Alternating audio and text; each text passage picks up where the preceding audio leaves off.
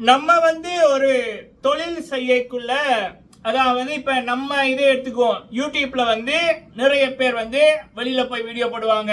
நிறைய பேர் உள்ளுக்குள்ள இருந்து நாட்டு நடப்பு உலக நடப்பு அதை பத்தி பேசுவாங்க, நாடகம் நடிப்பாங்க, பாட்டு பாடுவாங்க அப்படின்னு யூடியூபர்ஸ் அப்படின்னு கூட நிறைய கேட்டகரி இருக்கும். ஸோ அப்படித்தான் இப்ப யூடியூபர்ஸா நடிகர்களா சிங்கர்ஸா அப்படி வர்றவங்க இருக்கு. அப்போ நம்ம இவங்கள தொடவே கூடாது, இவங்களை வச்சு செய்யலாம்.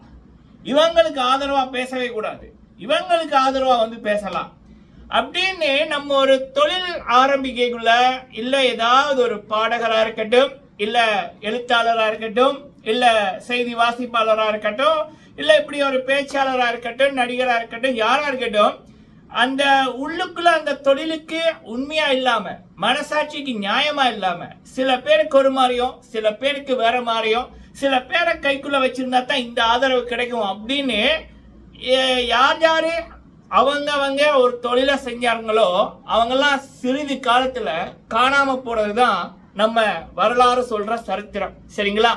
புத்தகத்தை எடுத்து பார்த்தா பல பேர் நல்லா வந்தவங்க காணாம போயிருப்பாங்க. காரணம் என்னன்னா அவங்களோட எண்ணம், அவங்களோட ஆரம்பம், இந்த ஒரு மனப்பாங்கு அவங்கள அழிச்சிடும். சரிங்களா? ஸோ மனசுல எதுவுமே இல்லாம வெளிப்படையா உண்மையா இருக்கிறவங்க தான் நிலைத்திருப்பார்கள். இது நான் பல பெரியவர்களிடம் கத்துக்கிட்டது. வாழ்க்கையில ஜெயிச்சவர்கள், சின்ன வயசுல இருந்தே நமக்கு படிப்பித்தவர்கள் சொல்ற ஒரு விடயம், எண்ணம் போல வாழ்க்கை அப்படின்வாங்கல்ல, அதுல இதுவும் அடங்கும். ஸோ ஏன்னா சில விடயங்களை பார்க்க முடிஞ்சுது. அதனால நான் இந்த விடயத்தை சொல்லிக்கிட்டு ஆரம்பிக்கிறேன் இந்த வீடியோ. ஸோ இந்த வீடியோவில் முதலாவது விடயம் பார்த்தீங்கன்னா வாகீசன் அவர்கள், வாகீசன் ராசையா அவர்கள். ஸோ அவரை ஓட விட்ட நம்மளுடைய சரிகமப்பா சீனியர் ஸ்பை சபேசன் அப்படின்ற மாதிரி சில மெமிகள் ஆர்டிக்கல் முக புத்தகத்தில் பார்த்தா அந்த மெமிக்கு பயங்கரமான ஒரு வரவேற்பு. சரி, அப்ப அதை பத்தி வேற சில வளர்ந்து வருகின்ற எழுத்தாளர்கள் சில பேர் சில எழுதியிருந்தார்கள். உணர்ச்சி பூர்வமா இருந்தது, நெருப்புத்தனமா இருந்தது. சரி, அப்ப நம்ம கண்டிப்பா அதை பேசணும் உங்களோட அப்படின்னு அந்த ஒரு விடயம். சரிங்களா? எழுத்தாளர் ஃப்ரம் லண்டன் அப்படின்னு நினைக்கிறேன். நம்ம எப்பயுமே பேர் சொன்னதில்லை, ப்ரொமோஷன் பண்ணதில்லை, நல்லதோ கெட்டதோ. நம்ம இப்படி ஒன்று நடந்துச்சுன்னா சொல்றது, 5 வருஷத்துக்கு முதல் சேனல் ஆரம்பிச்சது நம்ம first channel, second channel, third சேனல்னு எந்த விடயம் பேசினாலும் நான் யாரையும் ப்ரொமோட் பண்ணதில்லை, நல்லதுக்கோ கெட்டதுக்கோ. சரி, அவங்க லண்டனை சேர்ந்தவங்க நினைக்கிறேன், எழுதினவங்க. அது நான் சொல்லிக்க உங்களுக்கு புரியும். அதோட விடயம் மக்களே, வாகீசனை ஓட விட்ட சபேசன், அம்பாறை சபேசன். சரிங்களா? அடுத்தது பாத்தீங்க அப்படின்னா பிக் பாஸ் 9 தமிழுக்கு இத்தனை யாழ்ப்பாண போட்டியாளர்களா, ஏன் யாழ்ப்பாணம் மட்டும் அப்படின்ற சில கேள்விகளுக்கு பதில். சரிங்களா?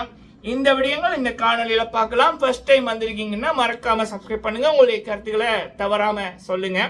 ஓகே, முதலாவது விடயம், இப்போ கூட எத்தனை புலம்பெயர்ந்த உறவுகளுக்கு இப்ப வாய்சன் ராசையா யாழ்ப்பாணத்துல பிறந்து தன்னுடைய ஒரு பாடல் இது மூலம் அவருக்குன்னு ஒரு ரசிகர்கள் ஒரு 5 லட்சம் 6 லட்சம் அப்படின்னு சோசியல் மீடியால வச்சிருக்கிற அளவுக்கு. ஏன்னா இப்போ ஜனனி குணசீலன் மேமா இருக்கட்டும், லாஸ்லியா மேமா இருக்கட்டும், தர்ஷன் அவர்களா இருக்கட்டும், இவங்க எல்லாமே, கில்மிசா அவர்களா இருக்கட்டும், இப்ப சபேசன் அவர்களா இருக்கட்டும், ஸோ இவங்க எல்லாமே ஒரு டிவி நிறுவனம், இன்னொரு நாட்டில் இருக்கிற ஒரு டிவி நிறுவனம், அங்க அவங்களோட திறமைகளை காமிச்சு, அவங்களோட முகத்தை காமிச்சு, அப்ப அவங்கள பிடிச்சு போய் அவங்கள ரசிச்சு அவங்கள ஃபாலோ பண்றதுக்கு ஒரு கூட்டம் வந்தது அப்படின்னா இப்படிதான்.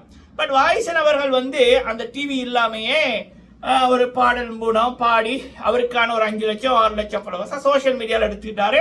அப்ப அவரை தெரியும், இப்படி ஒரு டிவிக்கு வராமையே இப்படி பிரபலமாகி போட்டு தான் டிவிக்கு வந்திருக்காரு. இப்போ ஒரு டிவி நடத்துற ஒரு குக்கிங் ஷோ ஆனா எல்லாரும் தேய்ச்சி போறாங்க. வாய்சனுக்கும் குக்கிங் ஷோக்கு என்ன சம்பந்தம்?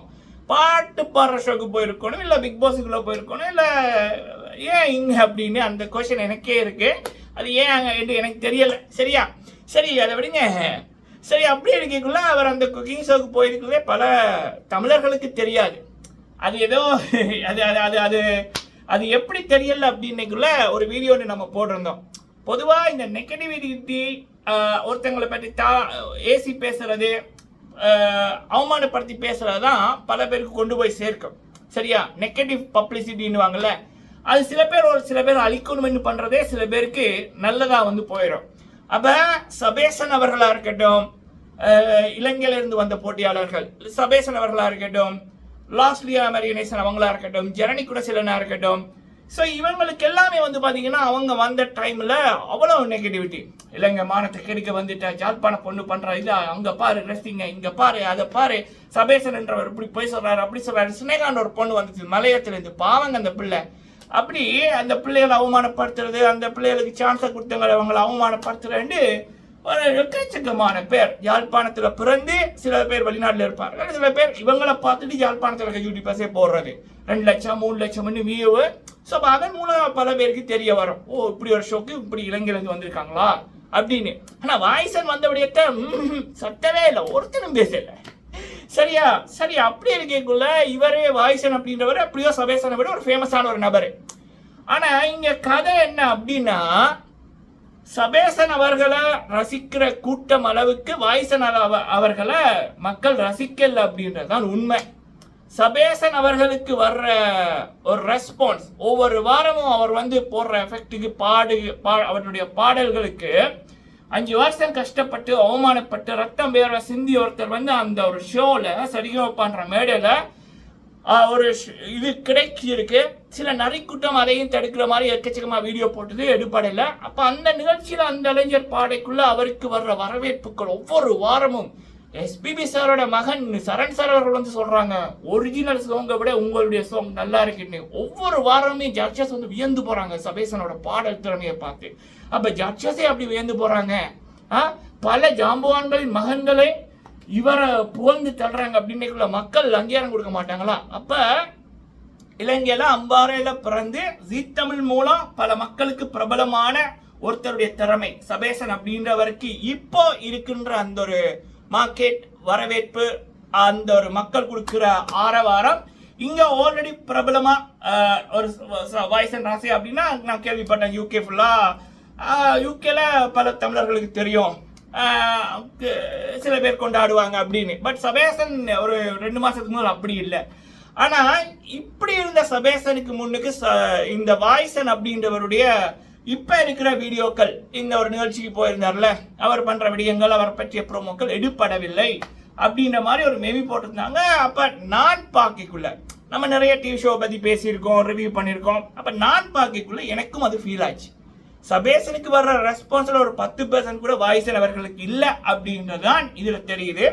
ஒருவேளை இவர் வந்து பாட்டு பாடுற நிகழ்ச்சிக்கு போயிருந்தாருன்னா இவருக்கு சபேசன் அளவுக்கு ஒரு ரெஸ்பான்ஸ் கிடைச்சிருக்குமா அப்படின்னு எனக்கு தெரியல. பட் அப்படி பார்க்க முடியாது. இவர் ஆல்ரெடி பிரபலமா இருந்தவர் ஒரு நிகழ்ச்சிக்கு வரார், அதுவும் ஒரு பெரிய ஷோ, பெரிய டிவி. ஸோ அப்படின்றக்குள்ள அது ஏன் வரல அப்படின்னு பார்த்தீங்க அப்படின்னா, எனக்கு ஒரு சந்தோஷமான ஒரு எண்டிங் என்ன அப்படின்னா, மக்கள் வந்து யாருன்னே தெரியாத சபேசன் அவர்கள், பல பேருக்கு தெரிஞ்ச வாய்ஸன் அவர்கள் 2 பேருமே ஒரு நிகழ்ச்சியில் இருக்காங்க. 2 பேரோட ப்ரொமோக்களும் ஒரு வாரம் வருது. அப்போ அவங்களோட விடயங்கள் ட்ரெண்டிங்காக இருக்கக்குள்ள இங்கே சபேசன் உச்சத்தில் கொண்டு போகிறது யார் அப்படின்னா மக்கள். அப்போ மக்கள் எதுக்கு வர இம்பார்ட்டன்ட் கொடுக்குறாங்கன்னா உண்மையான திறமைக்கு. அப்போ இங்கே சபேசன் வேர்சஸ் வாய்ஸன் வரைக்குள்ள சபேசன் வாய்ஸனை தூக்கி சாப்பிட்டாரு அப்படின்றத உண்மை. சரிங்களா?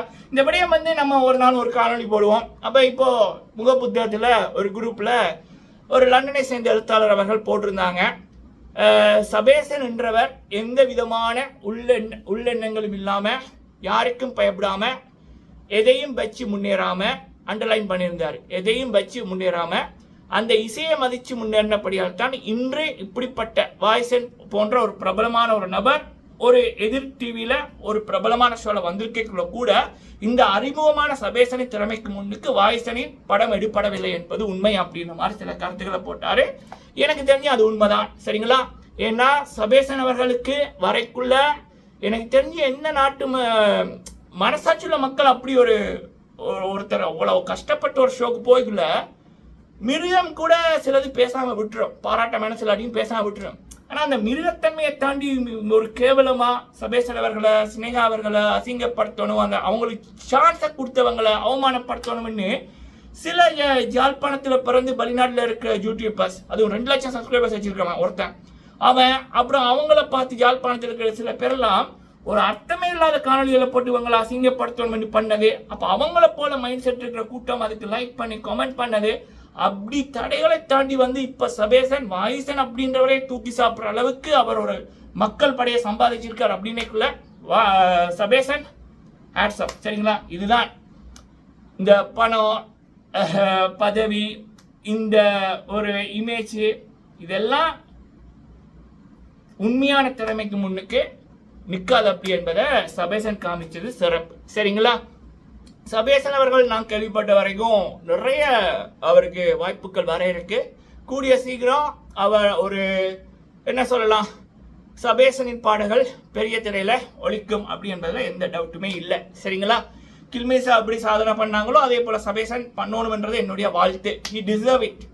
ஓகே, அடுத்தது வந்து பாத்தீங்க அப்படின்னா பிக் பாஸ் 9 தமிழ். அதுக்கு ஏன் இவ்வளவு ஜாழ்ப்பாண போட்டியாளர்கள்? சிம்பிள் மக்களை நான் ஆல்ரெடி சொல்லியிருந்தேன். இதுவும் வந்து சில பேர் கேட்டாங்க. பொதுவா வந்து நம்ம ஒரு கடை வச்சிருக்கோம்னா மக்கள் தேடுற பொருட்களை தான் நம்ம வந்து விற்பனை செய்வோம். சரிங்களா? ஸோ அப்படி இருக்கக்குள்ள இப்போ இலங்கையில இருந்து போட்டியாளர்கள் எடுக்கிறாங்கன்னா கண்டிப்பா ஃபர்ஸ்ட் சாய்ஸ் ஜெஃப்னா யாழ்ப்பாணம். ஏன் அப்படின்னா புலம்பெயர்ந்த உறவுகள் எக்கச்சக்கமான பேர் வெளிநாட்டில் இருப்பாங்க. அப்போ யாழ்ப்பாணத்துல இருந்து ஒருத்தங்க வர்றாங்கன்னா அந்த பிள்ளையாரு எப்படி பண்ணுது, எப்படி ஷோ அப்படின்றதுக்காக வெளிநாட்டுல இருந்து பார்ப்பாங்க. இப்ப உள்நாட்டுல இருந்து இல்ல ஏசியால இருந்து ஒருத்தங்க ஒரு வீடியோவை பாக்குறாங்க, இல்ல ஒரு டிவி நிகழ்ச்சியை பாக்குறாங்கன்னா அதுக்கு ஒரு பாயிண்ட் அப்படின்னு வச்சா, அதுவே இப்ப UK side, America, Canada, Australia, New Zealand இப்படியான நாடுகள்ல இருந்து பார்த்தாங்க அப்படின்னா 5 பாயிண்ட் வரும். சரிங்களா? ஸோ இப்போ 4-5 மடங்கு அதிகம். அப்போ அந்த ஒரு வியூவர்ஷிப், அந்த டிஆர்பி இது, ஸோ அதன் மூலம் வர்ற ஸ்பான்சர்ஸ் அப்படின்னு எல்லாம் கருத்தில் கொண்டு முதல் இது இலங்கையில் போட்டியாளர்னா ஃபர்ஸ்ட் சாய்ஸ். பல டிவி தொலைக்காட்சிகள் யாழ்ப்பாணத்திலிருந்து போட்டியாளர் தெரிவு செய்ய காரணம் இதுதான் முதலாவது விடயம். ரெண்டாவது வந்து பார்த்தீங்க அப்படின்னா யாழ்ப்பாணம் அப்படின்னைக்குள்ள எல்லா தமிழர்களுக்கும் ஒரு அன்பு ஒன்று இருக்கும். யாழ்ப்பாணத்திலிருந்து வந்திருக்காங்களா, அன்பு அப்படின்றத விட இலங்கையில வெளிநாடுகளில் இருக்கிற பல பேருக்கு தெரிந்த ஒரு பெயர் அப்படின்னா யாழ்ப்பாணம். அப்ப அந்த ஒரு இது ஒண்ணு எல்லாமே அந்த ஒரு மார்க்கெட்டிங் தான், மற்றபடி வேற எந்த இதுவுமே இல்லை. கண்டிப்பா இந்த வாட்டியும் இலங்கை போட்டியாளர்கள் பிக் பாஸ் சீசன் 9ல வருவார்கள். அதுல யாழ்ப்பாணம், மலையகம் அந்த சைட்ல இருந்தும் போட்டியாளர்கள் வருவார்கள் என்றது ஒரு 50-50 வருகின்ற தகவல். அக்டோபர் மாதம் 5ஆம் தேதி ஷோ வந்து ஆரம்பிக்குது. ஸோ அதுக்குள்ள நம்ம முடிஞ்ச வரைக்கும் அப்டேட்டை தாரோம். சரிங்களா மக்களே? நீங்க உங்களுடைய கருத்துக்களை சொல்லுங்க. வீடியோ பிடிச்சிருந்தா லைக் பண்ணுங்க. என்ன பொறுத்த வரைக்கும் ஒரு கலைஞர் அப்படின்றவர், சரியா, யாருடைய ஒரு கலைஞர் என்றவர் உச்சத்துல இருந்து அப்படியே மேல அவங்களோட தரம் குறையாம போறவங்க நான் பார்த்த வரைக்கும் இப்ப தலைவர் சூப்பர் ஸ்டார் ரஜினிகாந்த் அவர்கள், அவர் வந்து யாரையும் டிபெண்ட் பண்ணி இருக்க மாட்டாரு. எந்த விதமான மனசுல வன்மமோ பொறாமையோ இல்ல சில பேரோட கதைகளை வச்சு வரலாறை வச்சு தான் நம்ம பிழப்பு நடத்தணும் அப்படின்னு எதுவுமே இல்லை. அவரோட தொழிலுக்கு சூப்பர் ஸ்டார் தலைவர் ரஜினிகாந்த் அவர்கள் உண்மையா இருப்பாரு. ஆனா சில பேர் வந்து ஒரு டைம் உச்சத்தில் இருப்பாங்க, சில டைம் காணாமே போயிடுவாங்க. அப்படியான நபர்கள் யார் அப்படின்னா தங்களுடைய திறமைய நம்பாம அதை வச்சு முன்னுக்கு வராம அடுத்தவங்களுடைய உணர்வுகள், அடுத்தவங்களுடைய கதைகள், நடந்து முடிந்த கதைகள், அதை வச்சு ஒரு பாட்டா பாடுறது, கதையா சொல்றது, எழுத்து அழுகிறது, அப்படியான நபர்கள் ஒரு டைம் வந்து ஹிட் அடிப்பாங்க, அதுக்கப்புறம் இருந்த இடம் தெரியாம போயிடுவாங்க. ஸோ இதுதான் உண்மை. சரிங்களா? நன்றி.